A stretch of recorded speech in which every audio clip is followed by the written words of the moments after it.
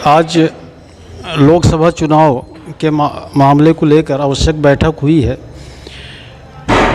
क्या चुनावी प्रक्रिया है, किस आधार पे जो है राष्ट्रीय एजेंडा भाजपा का है और किस बिंदु पे चुनाव लड़ा जाएगा, उस संबंध में हमारे बीच में मंडल अध्यक्ष और मनगांव विधानसभा के जो है प्रभारी सभी लोग यहाँ पे मौजूद हैं। मैं चर्चा करना चाहता हूँ। बताइए कि मंडल अध्यक्ष जी कि क्या गतिविधियाँ हैं, किस बिंदु के आधार पर चुनाव लड़ा जा रहा है, क्या कैसा वो है, स्वरूप क्या है। सबसे पहले तो मैं चैनल के माध्यम से आप सभी को होली की शुभकामनाएं देना चाहता हूं। और जब से जनार्दन मिश्रा जी ने की टिकट की घोषणा हुई तब से कार्यकर्ताओं में बहुत हर्ष का माहौल निर्मित है। हर कार्यकर्ता अपने घर से निकल चुका है। इस बार माननीय नरेंद्र मोदी जी का 400 पार का नारा हमारे कार्यकर्ता बूथ स्तर तक जाके मजबूत कर रहे हैं। निश्चित तौर पे जनार्दन मिश्रा जी इस बार 5 लाख प्लस वोटों से उनकी जीत का मार्जिन होगा। ये सभी कार्यकर्ताओं के उत्साह को देखकर हम सबको लगता है निश्चित तौर पर भारतीय जनता पार्टी पूरे मध्य प्रदेश में 29 सीटों में से सबसे बड़ी जीत दर्ज करने जा रही है रीवा जिले से। धन्यवाद। आप मनगांव विधानसभा के प्रभारी हैं, संयोजक हैं, तो आपका क्या स्वरूप है? 400 पार, अब की बार 400 पार, यानी कि मतलब किस दावे के साथ आप कहना चाहते हैं?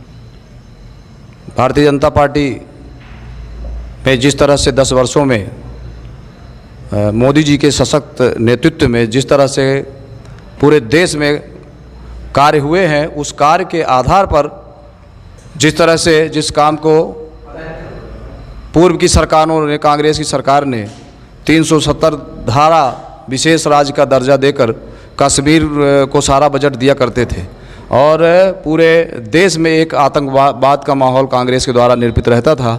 आज 370 धारा ख़त्म किया। राम मंदिर का मुद्दा लगभग 500 वर्षों से इस देश में राम मंदिर के नाम पर कहते थे कि भारतीय जनता पार्टी मंदिर के नाम पर वोट लेती है, धर्म के नाम पर वोट लेती है। आज पूरा विश्व, जब 22 तारीख को भगवान राम लला के मंदिर में भगवान राम की स्थापना हुई तो पूरा विश्व राममय दिखाई दिया।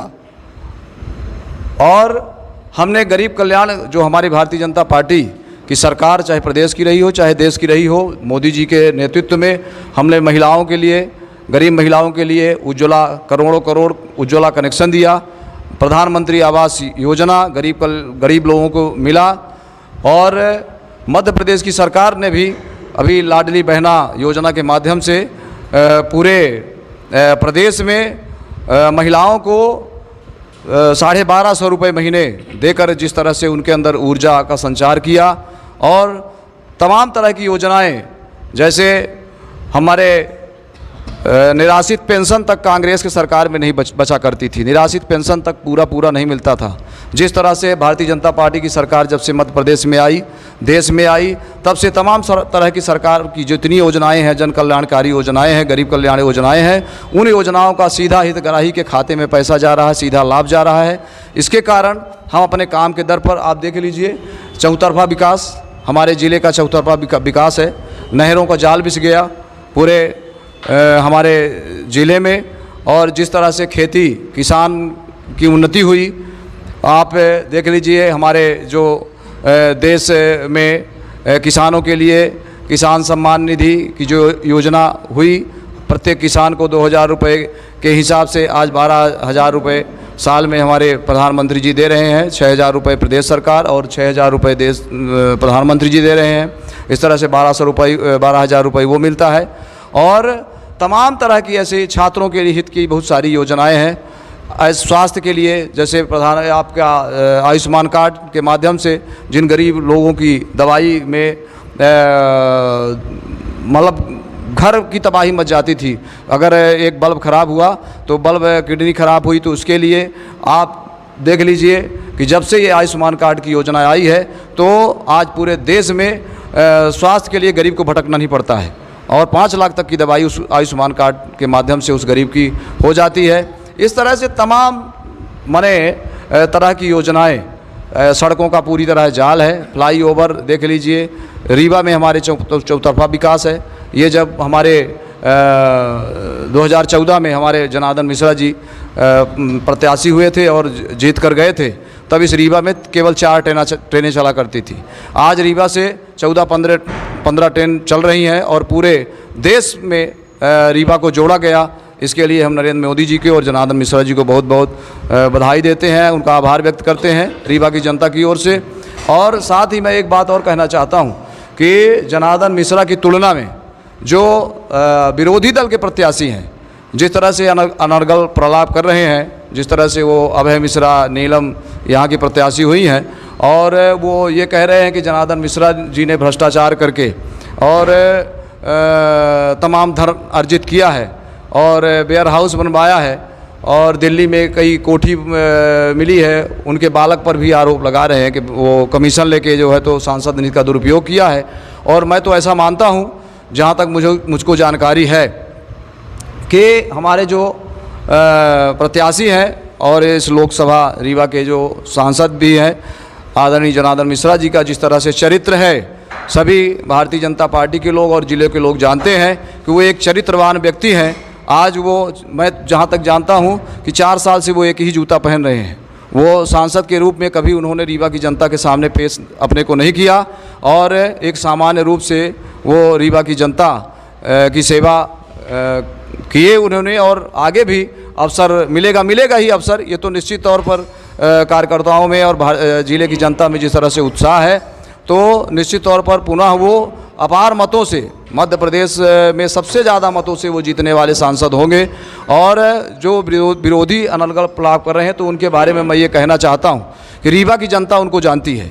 रीवा की जनता इस तरह से जानती है कि वो रीवा में, जब वो ठेकेदारी के रूप में रीवा में उनका प्रवेश हुआ था, तो वो एक चाकू लेकर, अधिकारियों को चाकू दिखाकर अपना जब बिल उल पास नहीं हुआ करता था, तो वो अधिकारियों को डरा धमका कर अपना बिल पास किया करते थे। उनके चरित्र के बारे में रीवा की जनता को भली भांत, रीवा की जनता उनके चरित्र के बारे में परिचित है।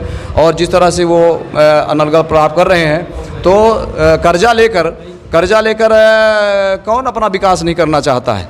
तो मैं, जहाँ तक मुझको जानकारी है कि हमारे जो प्रत्याशी महोदय हैं, अपनी पत्नी के नाम से उन्होंने वेयर हाउस के लिए 1 करोड़ कर्जा लिया है और जो उनकी पैतृक संपत्ति है गांव में वही पैतृक संपत्ति है। उन्होंने तो चैलेंज किया है मीडिया के सामने, आप तो मीडिया के सभी भाई लोग हैं, सब जानते हैं कि उन्होंने तो चैलेंज किया है कि जो हमारे बारे में कह रहे हैं कि दिल्ली में ये संपत्ति है, ये संपत्ति अर्जित की है, बहुत सारा धन अर्जित किया है, तो उसका पता लगाकर वो बता दें कि ये संपत्ति है। तो उन्होंने तो कहा है कि मैं तो जो भी संवैधानिक व्यवस्था है उसके तहत मैं उनके नाम रजिस्ट्री करा दूंगा। तो भाई ये इसके लिए तो जल्दी करें, क्योंकि उनको धन कमाने की बड़ी आदत पड़ी है अभय मिश्रा, नीलम जी को। वो तो धन के बल पर ही चुनाव लड़ रहे हैं। वो जो ज़िले में चर्चा है, जो अभी विधायक बने हैं सिमरिया से, तो उनको जो वोट मिला है तो उनके कर्मों का थोड़ी मिला है। वो तो जो उनका चरित्र है तो पूरे रीवा ज़िले की जनता जानती है कि किस तरह से वो समाज सेवा करते हैं, क्योंकि वो जिला पंचायत का भी नेतृत्व किए हैं और जनपद अध्यक्ष भी रहे हैं। तो इसके बारे में रीवा की जनता भली बात जानती है। मैं तो ये समझता हूँ कि जनार्दन मिश्रा की तुलना में वो एक पसंगा भी नहीं है और रीवा की जनता उनको अब इस बार बताएगी कि उनकी कैसे जमानत जब्त होती है, ये तो उनको अभी समझ में आएगा। बाकी आपने हमको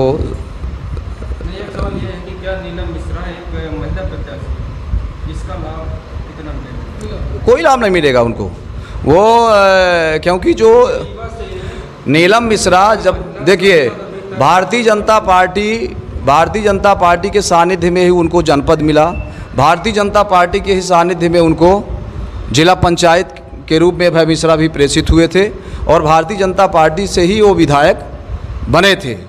और इस बार जो उनको विधायक बनने का अवसर मिला है, इसमें जहाँ तक मैं मानता हूँ कि वो बहुत ज़्यादा मतों से विधायक नहीं बने हैं, 635 वोटों से वो जीते हैं। और 635 वोटों से हमारी एक सीट रहेगी रीवा जिले की, नहीं तो फिर से एक बार रिकॉर्ड बनता कि 8 को 8 सीट भारतीय जनता पार्टी के झोली में जाती। और नीलम मिश्रा महिला प्रत्याशी है, इसका उनको कोई लाभ मिलने वाला नहीं है, क्योंकि रीवा की जनता ये जानती है कि हमको मोदी जी के साथ रहने पर हमारा विकास होगा कि कांग्रेस के साथ रहने पर हमारा विकास होगा। कांग्रेस की तो वैसे भी जब कमलनाथ की सरकार थी तो वैसे भी मध्य प्रदेश में बंटाधारा था। जो भी भारतीय जनता पार्टी सरकार की जितनी जन कल्याणकारी योजनाएं थी उन्होंने बंद कर दिया था। यहाँ तक कि मृत्यु का जो पैसा मिलता था उसको भी उन्होंने बंद कर दिया था। तो इससे मेरा तो ये मानना है कि उनको कोई इस तरह से लाभ नहीं मिलने वाला है।